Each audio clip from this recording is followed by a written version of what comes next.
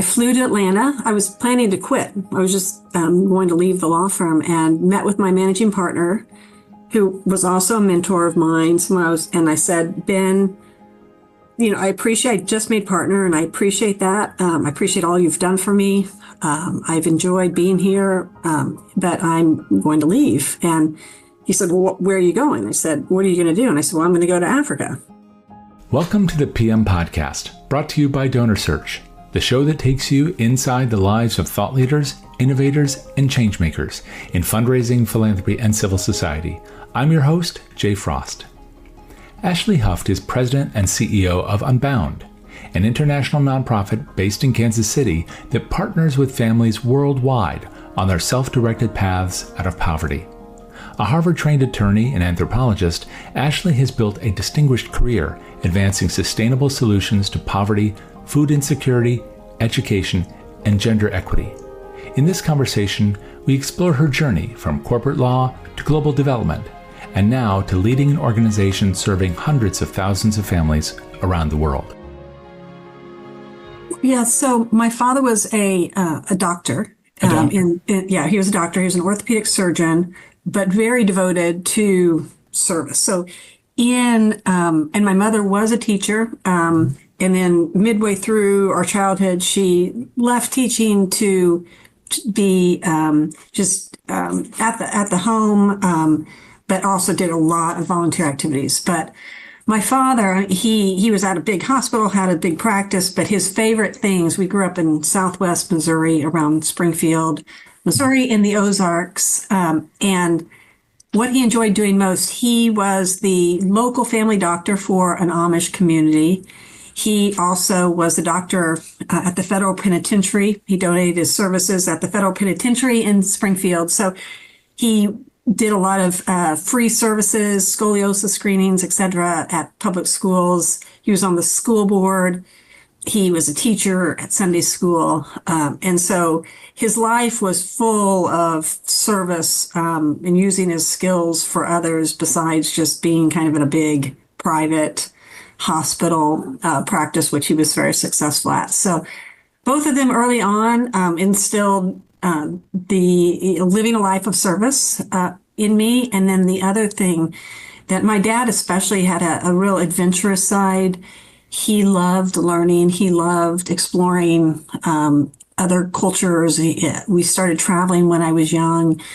He was an avid reader of National Geographic. So when I was young, I started picking it up. So I had wanderlust in me from childhood. And from there went on. That's why I studied anthropology and archaeology as an undergrad, and really anticipated from there going right into public service. So service of some kind. So I did Teach for America, taught in a rural school in Louisiana after getting my undergraduate degree, and then went to law school. And from there thought, I went to law school with the idea I was immediately going to go back to Missouri, run for office, go into public service. One thing led to another, and I followed the crowd and went into a law firm. And really great law firm, started and did corporate practice in Atlanta, and they then moved to New York. And every couple of years when I thought, okay, it's been enough, I've paid back my loans, I'm ready to leave, something would keep me tied there. And before I knew it, I became a partner in the corporate practice at this law firm in New York. Loved the firm, had great colleagues, professional work, was doing really well, but knew in my heart I wasn't doing what I was supposed to be doing. I was riding the subway to work every day with tears in my eyes, thinking, this isn't right. I haven't found it yet. And so I just at the same time this was 2005 that I made partner. I read a book, The End of Poverty by Jeffrey Sachs. And I said, this is it. This is what I want to do. I want to go to Africa. I'd never been to Africa, but I'd always been very, very interested. And it goes back to the National Geographic days, I think. So I'd always felt in some way I would be connected to Africa. So after reading that book, I reached out to all my connections. Jeffrey Sachs at that point was at Columbia University in New York. I was in New York. And through friends of friends, met him and said, I just made partner at a law firm, corporate lawyer. I want to come work for you. What can I do? And I was thinking about going back to school, but instead I'll come volunteer my services. And so he is one of these individuals that when he sees, okay, someone with some potential talent, expertise that'll work for basically, for free, sure. And so he sent me to Kenya, and he was starting up a project in Kenya, and I took a sabbatical from my law firm, moved to Kenya for about a year and a half, worked on a foreign investment project with the government of Kenya and the United Nations and Columbia University, led that project. Went back to my law firm 2008, but my heart was long gone. And I lasted about 9 months back at the law firm and said, this is it for real. I'm going to leave and pursue this. And I started working for Jeffrey Sachs full time for a large scale project across sub-Saharan Africa that he was leading, again, with the United Nations, Columbia University, and a nonprofit called Millennium Promise, which is what I ran, called the Millennium Villages Project, and did that through early 2016. By its terms, that project ended at 2015. It was showing a model for how to achieve the Millennium Development Goals at a community level, within a fixed budget, and did that through 2016. In the meantime, adopted a son from Ethiopia. We were living in Kenya. Living in New York, but going back and forth to Africa, working all across sub-Saharan Africa. And after the Millennium Villages Project died down, Jeffrey Sachs and the president of Rwanda, Paul Kagame, started a center in Rwanda focused on the Sustainable Development Goals, the new generation of goals. And so my son and I moved to Kigali, Rwanda in 2017, and worked there for 3 years at a very high level policy development, resource mobilization around the SDGs. 2020, we moved to Senegal to continue that work. We were in Senegal when COVID hit. And my son at this point was about 10 years old, and really decided it was time to plant some roots, to be back near family. With COVID, the world was, seemed at the time very uncertain. I was worried about my parents. So we moved to Kansas City, where my parents had retired from Springfield, where my brother's family is based. My brother is an architect.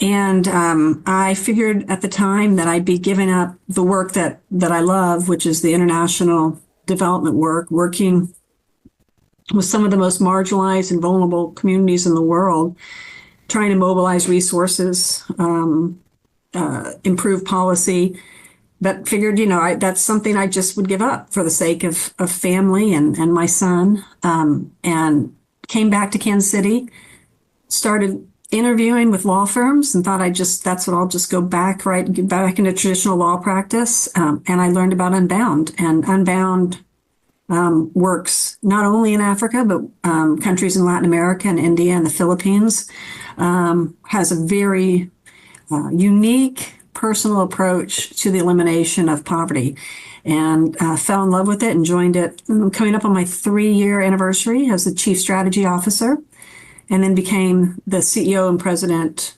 about 1 year ago. That's a lot.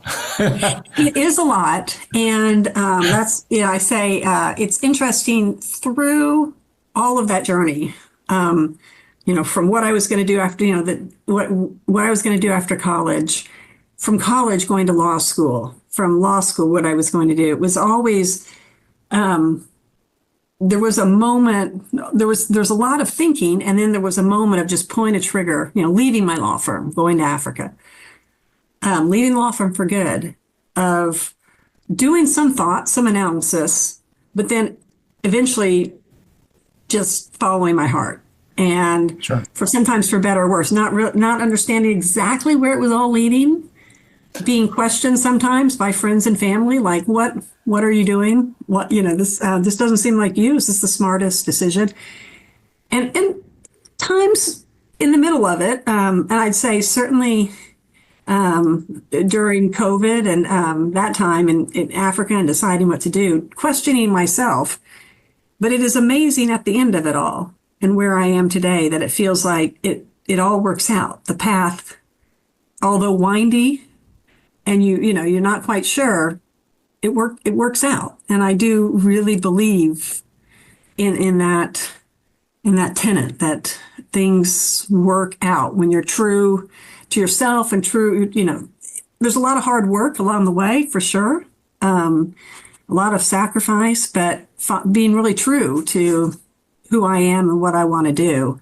Did you always have a sense of that, though? Because when we began this conversation, the very beginning of that, it was, these trips you took with family and the National Geographics, and we had them in our basement too. That was my first memory of all these places. It was my father, in his case, going off to different countries and then coming back, but collecting the National Geos, stacks and stacks. Exactly. So, and so that was there.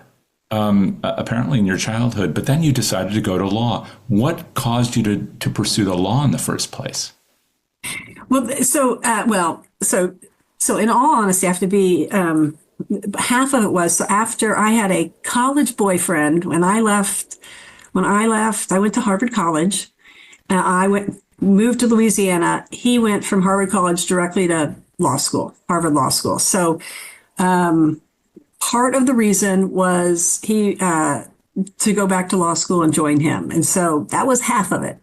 Following the heart. The second half was that I really did. I had visions of, and it would waver between local politics, going back to Missouri and being, and I always thought I would be the first female governor of Missouri.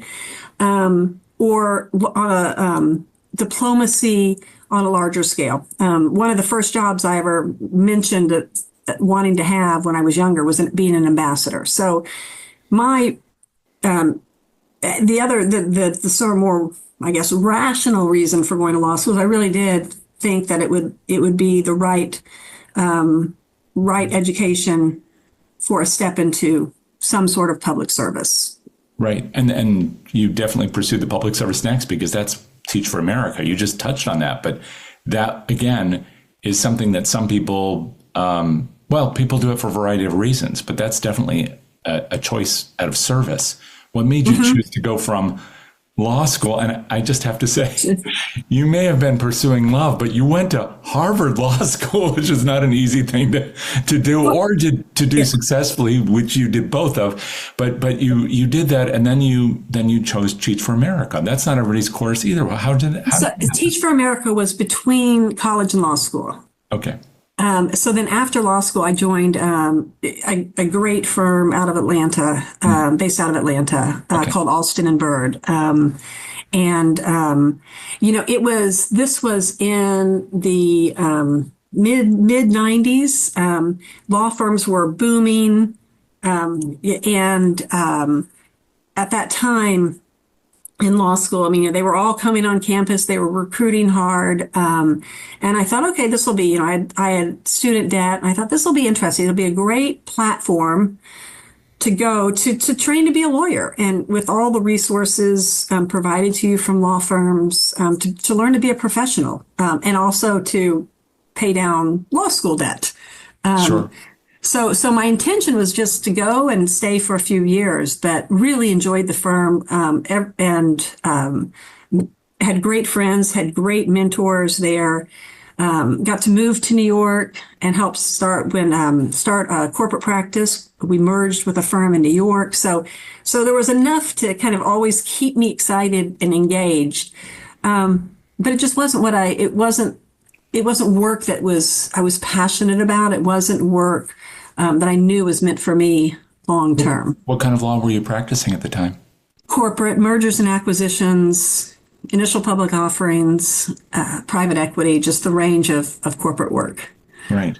And so you could do it, but I guess if your heart wasn't in it, that must have been that start of that search. It was exactly. It was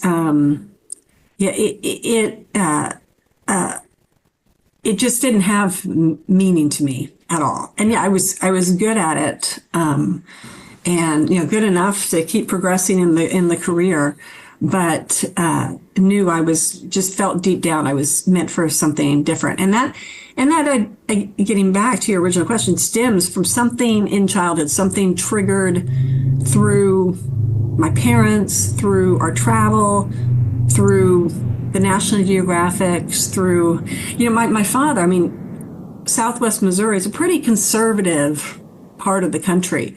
Not a lot of diversity. And my father, when he would teach Sunday school, and he was such a learner, though, he wouldn't just talk about Christianity. He would expand and teach about Islam and Judaism, and so he was constantly working to make our lives and what I was learning diverse, even though my environment wasn't. So early on, I knew, I wanted to be surrounded. I wanted to be work in different cultures. I wanted to, work with different people. I wanted to make a difference. Do that while also, the adventurous side of seeing the world and exploring. And so I had that in me from burning, and it just became, the fire grew more and more as I got further into my career. And, there were moments of real panic, like, how can I redirect? Am I too far? And I had just the great fortune, some good luck of meeting someone who would take a chance on me, Jeffrey Sachs, and let me, with someone with I had very little international development expertise at all. I didn't have any economics expertise, no policy background. And, he looks for people who are just passionate, energetic, smart, and capable, and sends them off a lot of times. And what was that first conversation like with him? Well, it literally was. So the friend that connected us kind of really built me up and said, this is a great person. And then, when I got on the phone with him, I just literally said, what can I do? And I think, I think that I probably showed a level of craziness and certainly a lot of passion and energy that, he's, and after talking about each other, and he was introducing each other, and what he was just starting this project called the Millennium Cities Initiative out of Columbia, and they were looking for a project manager to be in Kenya. And so I was kind of right there, right time. We just connected, I feel, in terms of the level of passion, dedication, and desire to make a difference that he was looking for someone to just pick up and go to Kenya and do this. And I was ready. I was ready to pick up and move. But this was on a sabbatical, I think you said. Well, so after Jeffrey Sachs provided the opportunity to me, then I flew to Atlanta. I was planning to quit. I was just going to leave the law firm, and met with my managing partner, who was also a mentor of mine. And I said, Ben, I just made partner, and I appreciate that. I appreciate all you've done for me. I've enjoyed being here, but I'm going to leave. And he said, well, where are you going? I said, what are you going to do? And I said, well, I'm going to go to Africa. And I'm not exactly sure, but I'm going to go work for this economist. And he said, well, how about this? Why don't you take a sabbatical and come back to us? And it wasn't something that was very common we didn't really have a sabbatical program. So I said, okay, well, why not? I mean, because if this doesn't work out, I've got something on the back end. And so they let me leave, and they said, just come back when you're ready. So I moved. So I left, and then I came back in 2008, right as the financial crisis was hitting. So oh, sure. It was like a double whammy of coming back and leaving this work that I love. I loved being in Kenya. I loved the work. And then, going back into a corporate practice in New York with the financial crisis it was a hard transition back. When you went to Kenya initially, what was it? What was that experience like for you? Because as you said, you didn't have necessarily a lot of international, and certainly not international development experience. I don't know about international travel, but you even described it as a continent. I'm going to go to Africa. So it sounds like you had this idea in your mind. Did it meet your expectations? What surprised you, or, Well, so my first time in sub-Saharan Africa, actually, because right before I went to Kenya, went to Tanzania and hiked Kilimanjaro. So that was my first time in sub-Saharan Africa. What surprised me, I thought I'd seen poverty. I lived in one of the poorest parishes in one of the poorest states in Louisiana and teaching and so really, I had seen poverty up close in the United States, but when I first got to Africa, it was overwhelming to me. It was the idea that in our world today, with the abundance of resources, that people die of diarrhea and of malaria, and that people don't have access to clean water. So it was, but there was, on the flip side of that, there was a beauty and a hospitality and a community there that I also hadn't experienced anywhere else. And I certainly felt this the more and more I got into communities and started doing the work, and fell in love with it. But that doesn't surprise me, because there's something about those old National Geographics, flipping through the Jane Goodall ones that my dad had. And I'd always, I'd taken a lot of primatology courses and as part of my anthropology degree. So I always knew that there was something there that in a way I'd romanticized, probably, that came true. I mean, it is also, Africa is an incredibly beautiful place, and it's a romantic place. It's exotic. It's full of amazing culture and people and dance and music. So all of that. I mean, my senses were all on fire the entire time. But it also, while being there and starting that work, it solidified for me. I knew what I wanted to do with my life, if possible, if I was going to be given the opportunity, was to work to make do whatever I could, provide whatever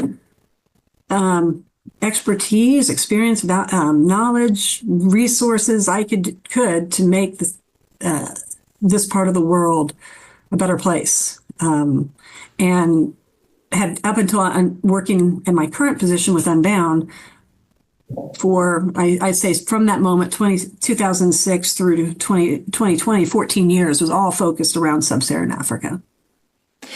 And as you said, when you came back initially from that, it was the middle of the financial crisis, which I guess must have solidified that view that, boy, I could be doing this or I could be doing that. Yeah. And exactly. So at that point, that's when I guess the real shift occurred. It sounds like it was as much a mental shift as anything else, that you gave yourself the freedom to do this thing that you always wanted to do. Yeah, absolutely. I think giving the freedom, and also accepting, I think, the risk involved. I was leaving a very comfortable life. I built up. I knew what I was a good lawyer. I was leaving a great firm, and the path there was very clear. As I was a partner, and I was going to retire. Everything was going to be great. So I was taking on a lot of risk that I probably, I was no longer supported by my parents. I mean, I was on my own. I had figured this out. And so that was that was a little scary. And I'd say, my parents actually were the best supporters through it. It was probably a lot of other people, friends and extended family members who scratched their heads and said, "No, what exactly are you doing?" But my dad and mom were always 100% behind me. And that was of great comfort to me. I think that was a huge gift that they gave me, that okay, this is what you want to do, figure it out. You make this work. And we're here behind you. And knowing I had that support was the foundation that propelled me forward. So eventually, as you said, you ended up coming back to Kansas City. I guess that was a time when many of us would have been concerned about everything, but especially our parents. Mm-hmm. I trust they're both well. The way you've described them, are they still with you, or? No, my father actually passed away in August of 2023 from a very short 3-month. After 3 months from diagnosis to his passing of brain cancer in the summer of 2023. So, right shortly after his 82nd birthday. So, the wonderful thing, in July of 2023 is when I was named. The board asked me to step in as interim CEO of Unbound when my predecessor CEO announced his retirement. And so I became the interim CEO. And while we're going to conduct a proper national search. So my father was around to see that. He knew how much I loved this Unbound, and that I was able to, even, it was interim, but I was going to throw my hat in for it to be official. And I felt like I had a really pretty good shot. And so there's something that makes me really happy to know he passed away knowing with pretty good certainty probably that I had found my dream job, that I had landed, excuse me, as I mentioned, all through all the twists and turns and, some crazy moves here and there, where that I was meant to be. I was very, very happy. My son was happy back in Kansas City with his cousins. We were there with my mom. So I think I know he did. I know he died with real peace, knowing, and not just me, but lots of things in his life, all of our family. But but my mother's great. She's 81 and healthy and getting older, but a ball of energy. And your son, he must be how old now? 14. 14. Yeah. So and he's Ethiopian. And I was going to say, so this occurred at the same time. This is a lot of change. So you made a major professional shift. You made a major geographic shift. Yeah. You had things going on with your parents, clearly, yeah. An adoption, and then adolescence of a child. There's a lot in there. How did you initially make that adoption decision? I know that's one that's something that many of us have a heart for, but yeah. Doing international adoption is also it can be a complicated thing. Well, I also knew and I have this in journals from when I was a teenager. I've talked about adopting, and I talked about adopting internationally. So who knows exactly what sparks it when you're a child, but it was always something I'd thought about.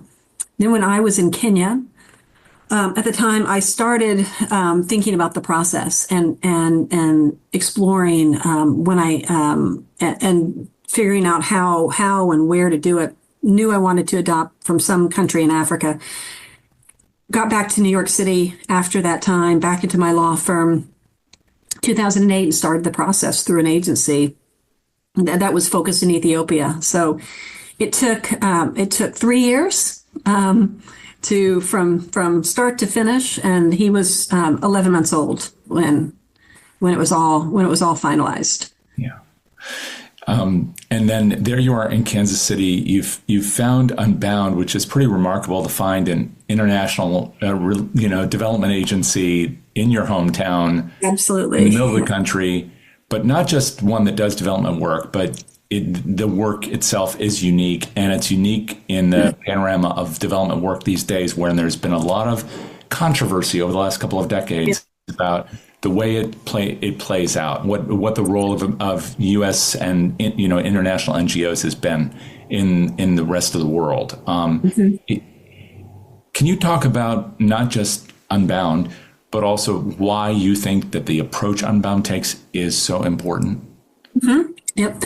So it is really unique, and I think it's kind of remarkable that Unbound is right here in the heartland. I mean, there's no reason why not, but usually you see these type of organizations in DC and New York.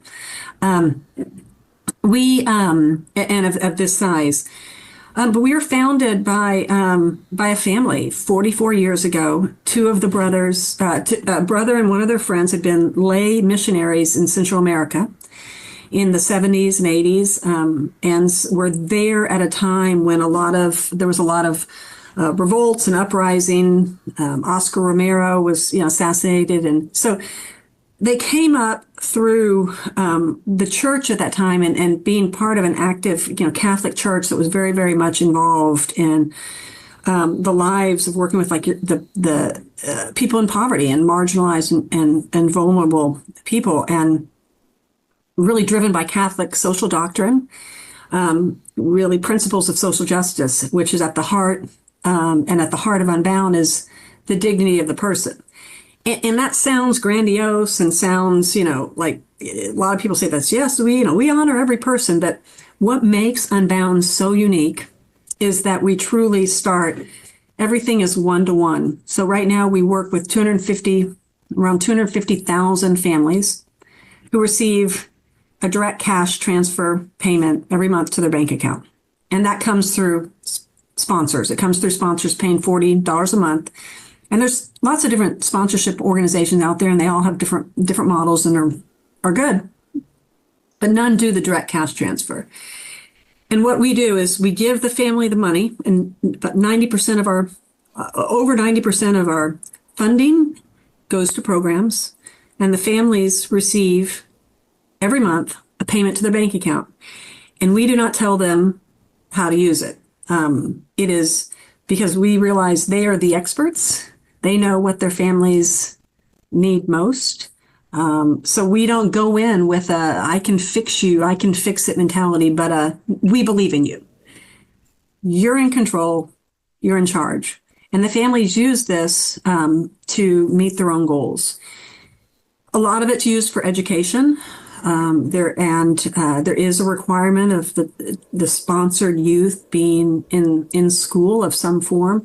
And so a lot do use it for education, but they can, if they need to fix the roof on their house, if they need to buy fertilizer, whatever they need, and then they start to also save that through small groups. But we have a goal-setting approach, a platform a technology where families sit and they assess a whole bunch of different indicators of their life, everything from their access to food, to income and savings, to entertainment, their access to news and information. And this platform is called Poverty Stoplight. We use it. It's developed by an amazing organization in Paraguay called Fundación Paraguaya.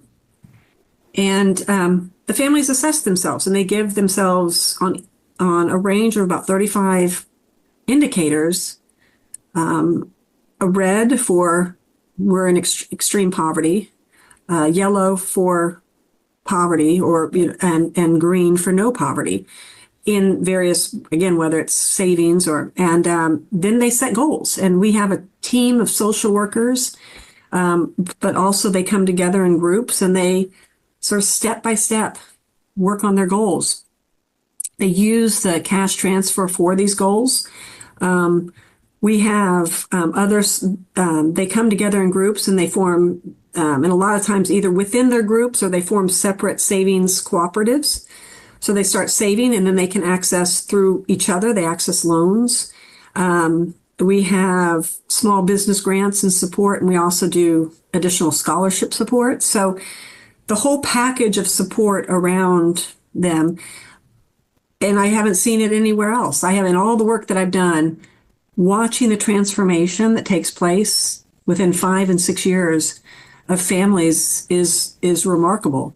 I do want to ask you about that. Yeah. And I do, but I want to make sure I'm understanding it in comparison to other models. You described the difference between this approach and other kinds of child sponsorship, which has its value, but it's different. As you said, this is direct cash transfer. It almost sounds, if it's sustained over time, and I'd love to hear how you identify the individuals and families. That's going to be a part of this, but also then how you identify or help donors to understand that sustaining this support is important. It's almost like universal basic income is where I was going. Yeah, and that's what makes it. So there's another great organization, Give Directly, which does a lot of cash transfers, and there's a wealth of resources and evaluations. The difference with a lot of those is they're larger payments and very short term, one payment. Right. I think we're unique. It is, first of all, it's the direct cash compared to other sponsorship organizations. And to my knowledge, still, there aren't any others doing direct cash transfers. It's a hard thing to set up, and we've done it. Because of banking. In banking, among exactly. other things, right? Does it go into a bank? Well, if there's not a bank, it may go to a phone. I mean, I know that a range of things. And it really, and so almost about 99% have do have some form of ability to receive money. But then the long-term nature of it. So it's smaller amounts, but the average sponsorship length is about 12 years. So we are sticking with a family. So it's not forever, which is another, kind of misconception about sponsorship, but it's for a long period of time. The other aspect about it, which this is more common in some other sponsorships, but is the personal relationship that's also behind that direct cash transfer. Now, sometimes it's via the sponsor, and we have the ability. They have the ability to write letters. The sponsored families and friends can send video messages as well. It is so from the sponsor, but then the project teams and the community around them. It's also, and I'll hear this when I travel, that the money that arrives every month does make a difference. But more than that, it's this community of support.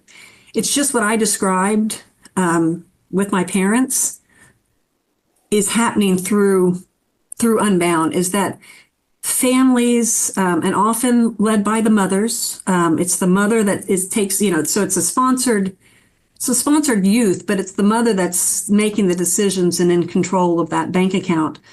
And these are women who all their life have been told, you're born poor, you're going to die poor. You have not much worth. And Unbound, first of all, by saying, hey, you're going to get a cash transfer and we're not going to tell you how to use it. But then coming around these mothers and saying, no, you are a leader and you're worth it. And we have lots of ways we do that.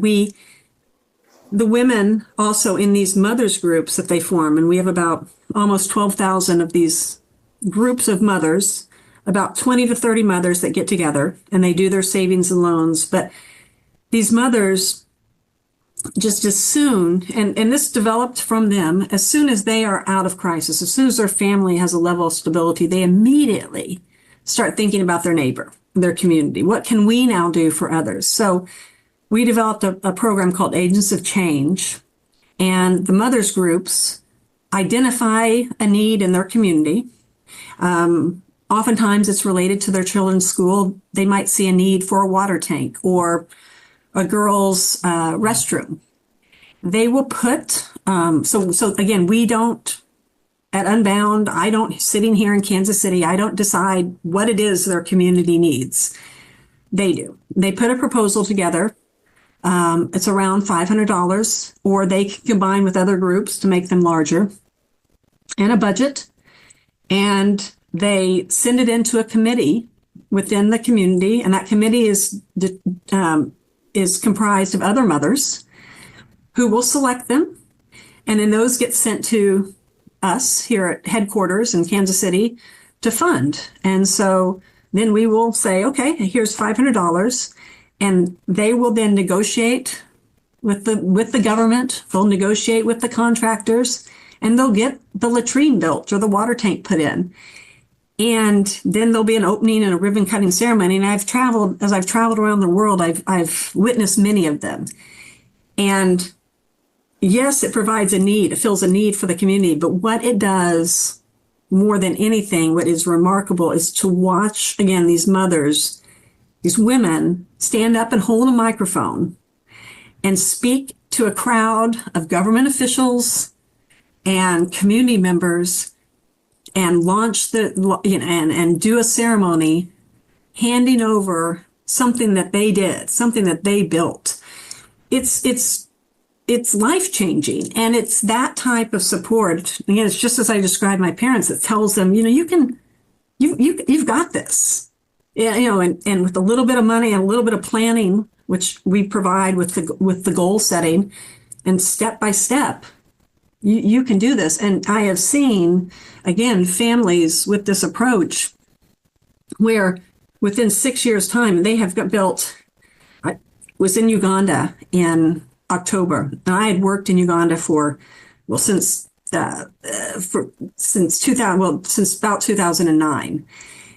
I had never seen the type of transformation of farming communities as I have with Unbound, where in 5-6 years' time, families have built a new house, that now has a tiled floors and solar panels. And they have an improved pit latrine, and they've got a proper cook stove, and they've got coffee crops interspersed with vanilla, and a small fish farm. And it wasn't that we just threw a bunch of cash. It was actually really pretty modest amount, but it's the planning around it. It's the savings. It's the encouragement. It's the saying, you can do this, and here, you figure out your path, but it's possible. And so, all over the world seeing this, and an impact that I hadn't seen in years and years of international development with some of the largest institutions in the world. Sure. I had not seen this type of transformation. And in fact, I know that one of the other models, of course, was kind of the Grameen Bank model, which I know you know very well. Yeah. But those are loans. Those are micro loans at a high rate of interest, and it's paid back. Of course, the loans are very successful, but they are loans. They are also given to women, as you're pointing out with your own program. Yeah. Highly successful as women running these efforts. Under their own terms, just as you've described, but those are loans. These are cash disbursements. How do you identify the people who receive these disbursements in the first place? So our local project teams. So we're in 17 countries. We have about nearly 1,600 staff project staff who are employed by local affiliates. So we have set up independent operating entities. And by the way, just a side note, half of those staff members were formerly sponsored or formerly scholarship students who went through the program, went on to get different degrees, and got hired back. So remarkable. It depends on the country, they have their own assessment tools, but these are families living in extreme poverty. And so they start they start community by community. Oftentimes, a neighbor will recommend another neighbor, but depending on the locale, there is a threshold, usually an income and a needs assessment that is done. we have a wait list, which is why, that keeps me up at night. We have about 20,000 families right now on the wait list. Oh, how many people are you already providing some support for? 250,000. So, and then 20,000 on a waiting list. And I'm sure 20, that's just the people that you've identified. That's not millions of others. Yeah. It could be, I think is 700 million people in extreme poverty today. So I would love to get them all sponsored by Unbound. Well, that's what I wanted to ask you about. I know you have a new strategic plan that you've developed, but it has a big overarching goal. Could you just talk about that goal? It's very bold. Yeah. So by 2030, we want to go from 250,000 families supported through Unbound to 400,000 families. And removing poverty for all those families, essentially. So, and then part of one of our strategic pillars is the elimination of poverty. And again, that's defined, it's going to be defined family by family through the poverty stoplight goal setting. So we describe it as we don't have 250,000, we don't have one program, we have 250,000 programs. So we have, as we do our evaluations, as we look, so the families, we have the data on how the families assess themselves, and they do follow-ups, every year. And we're looking at the number, moving from those red lights to green, to yellow to green, as the families, determine how they're moving themselves out of poverty. And so our goal is, about a 60% growth in the number of families that we serve, and to also open an Unbound project in a new country, and most likely will be in sub-Saharan Africa or Southeast Asia. This is a time, because we're having this conversation in April of 2025, and there's been a lot of discussion about international transfers in general, whether it's USAID, which has been now effectively eliminated here, at least for the present. But also there's pressure from some quarters on, let's say, U.S. foundations who might want to give abroad to development programs, or even potentially to U.S. 501c3s who do this kind of work. In that environment, how are you building a roadmap to achieve these goals? Because they are very ambitious, but they're also ones that you can achieve. I mean, you've been doing it all along the path. There's just an expansion of that. But our economic environment has kind of shifted just radically in the last few months. What are your thoughts? We are very, I have many friends who worked at USAID, and I have seen at great organizations funded by USAID. So the Unbound is fortunate. We did not receive any government funding. All of our funding comes from, the large majority comes from the sponsorship, from people giving $40 a month. So it has made us really pretty resilient. I wasn't at Unbound during the time, but I even understand during times like the 2008 financial crisis, we didn't take much of a hit. The other thing is the way sponsors usually come to Unbound. I mentioned that our founders were Catholics, and very deep in their faith, and Unbound, its approach is centered around the principles of Catholic social doctrine. We have, and one of the primary ways that that sponsors come to us is we have a group of priests, and this started by our founders back in the early 2000s, or late 1990s, early 2000s. We have a group of mostly retired, but some are semi-retired priests who go around the country during a weekend, and they relieve a local parish priest, and they do the Mass. And during Mass, they talk about Unbound. And people go to the front of the church, and they pick up a folder, and they sponsor. And they are doing it out of a deep sense of faith and wanting to do something good in the world and live out their faith through that.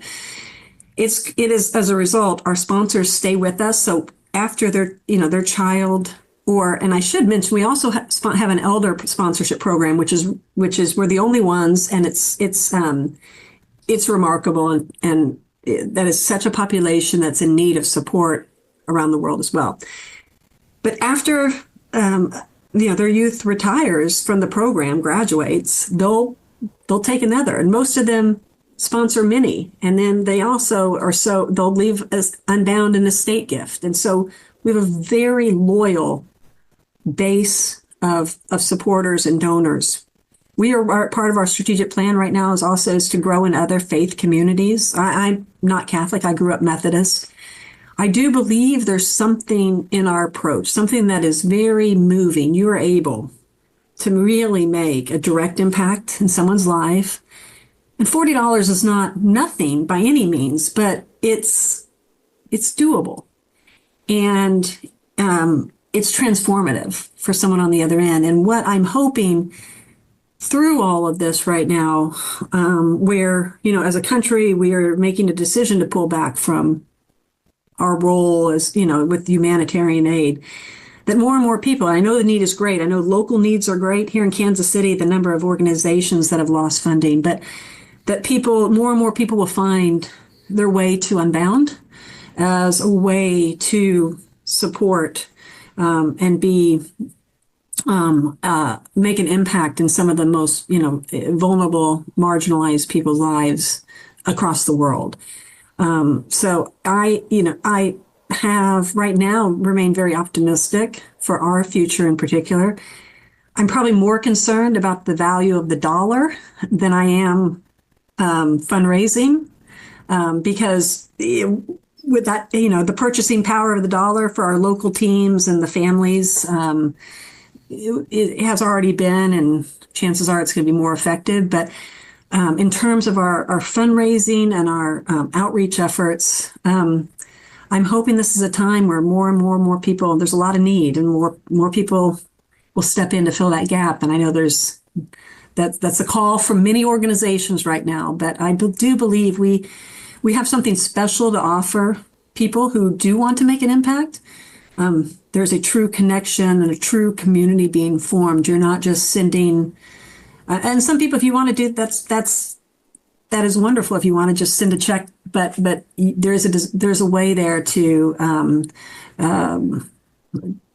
make more of an impact through the personal relationship. And just as another story, I was just in India and met a woman who had been sponsored and then a scholar. She had graduated. She was a software engineer, and she was coming back and she was addressing a group of scholars. We were meeting with a group of current scholars Unbound in our project in Tamil Nadu state. And she told them, she said, she was talking about what it meant to her to be part of Unbound. And she did not have a very stable home life, didn't have a lot of, her parents weren't very present. And there were times in her life that she felt on the verge of suicide, that she didn't want to live anymore. And she would receive a letter from her sponsor that would say, "You're not alone. And, I love you." And it's literally saved her life. And those stories abound in Unbound. And I think, there is, for the people that really want to not only provide some needed financial support, but really be a support of confidence and love and encouragement to someone, we're a vehicle for that. So Ashley, it sounds like you get so much fulfillment out of this. What's the hard part for you, the hardest part for you? Well, I worry every day. I worry about that wait list. It's still, we are growing, our numbers are growing, but it's a slow climb.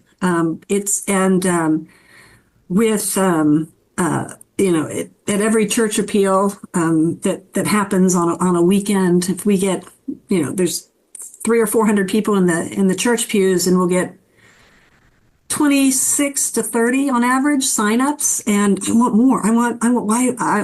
We're constantly thinking about, how can we get 50? How can we get 100? It's just, I see the need. I travel, again, India recently, and I met a community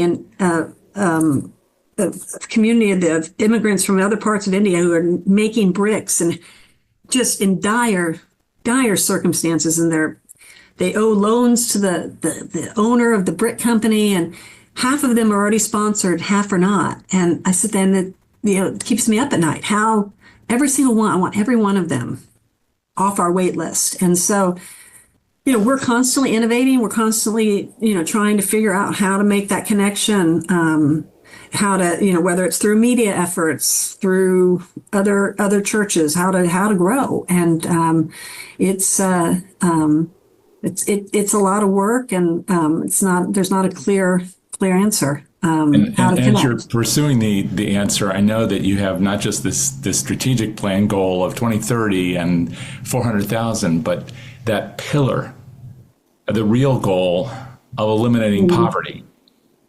So when you think about this, do you think, is that something you imagine is possible, whether through partners or what? I mean, is it possible for us to finally tackle this thing, which keeps us all up at night? Well, it's what attracted me to Jeffrey Sachs in the first place, was his optimism. I mean, the world has the resources. We have the knowledge. We have the technology. I mean, it's the will that's not there. And and even with our new strategic plan and the pillar Eliminate Poverty, I've heard directly from sponsors like, this is beautiful, well written, it sounds great, but I mean, come on, do I think poverty will be eliminated in my lifetime around the world? Probably not, but can it be? Yes, and I've seen it. I mean, I've seen it with one family after another in Uganda, in Lima, Peru, in Medellin, in India. So I know it's possible on a one-by-one person basis. And that's what drives me forward, is knowing, I don't know if we can eliminate it for the 700 million people in extreme poverty today, but I certainly know for the 250,000, 400,000 families of Unbound or more, hopefully, it's possible. Well, that's it for this episode of the PM Podcast. You can learn more about Unbound at unbound.org. Our thanks to our sponsor, DonorSearch, the world leader in AI-powered fundraising intelligence solutions for the nonprofit world. Our producer is Jack Frost. And our theme music is Moving Out, Moving In by Jay Taylor and is provided courtesy of Epidemic Sound. If you like what you heard, make sure to subscribe wherever you like to listen. Check out our sister shows, Frontlines of Social Good and How to Raise, and come back next weekend for another conversation with a leader in the world of social good. Until then, this is Jay Frost. Thanks for joining me.